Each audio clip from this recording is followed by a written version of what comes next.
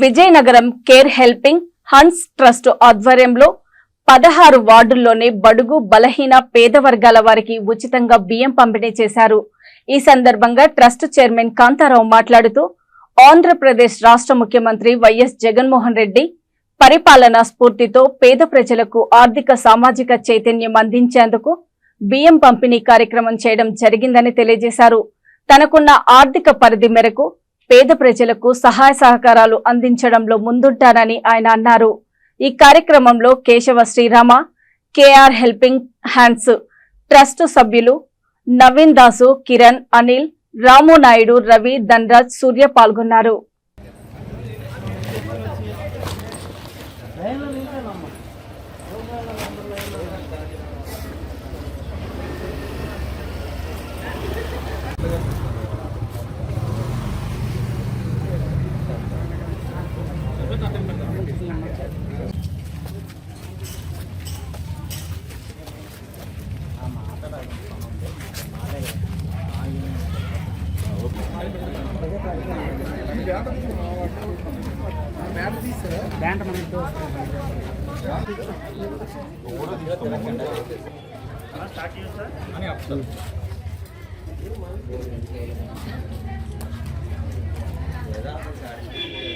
ఈరోజు మన Uttarandhra BC welfare president గారు ఉద్దాడు మధ్య గారు రావడం జరిగింది. గతంలోని బీసీ వర్గాలు కానివ్వండి, బీసీలే కానివ్వండి, ఓసీలే కానివ్వండి, ఎస్సీలు కానివ్వండి, ప్రతి ఒక్కరిలో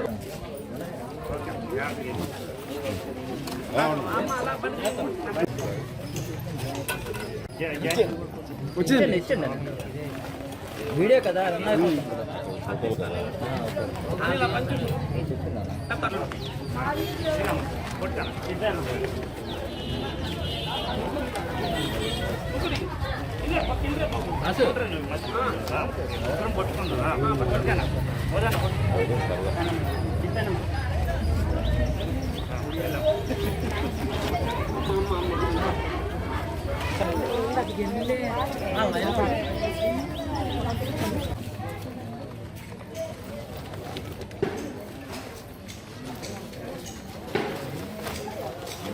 ముఖ్యమంత్రి వర్యులు శ్రీ వైఎస్ జగన్మోహన్ రెడ్డి గారి ఆశీస్సుల మేరకు పేద బడుగు బలహీన వర్గాలకి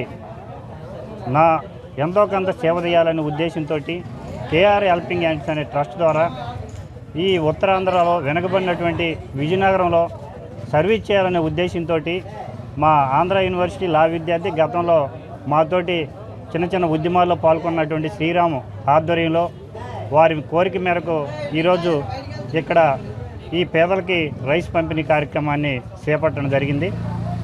భవిష్యత్తులో కూడా ఈ విజయనగరంలో అన్ని ప్రాంతాల్లో కూడా రేపు శివరాత్రి 7వ తేదీన రాబోతుంది. దీని సందర్భం కూడా 1వ తేదీ నుంచి ఒక వారం రోజుల పాటు ఈ నగరంలో ఏ అయితే స్లమ్ ఏరియాస్లు వెనుకబడిన ప్రాంతాలు పేదరికం ఎక్కడైతే ఉంటుందో అక్కడ బియ్యం పంపిణీ కార్యక్రమం చేపట్టడం జరుగుతుంది.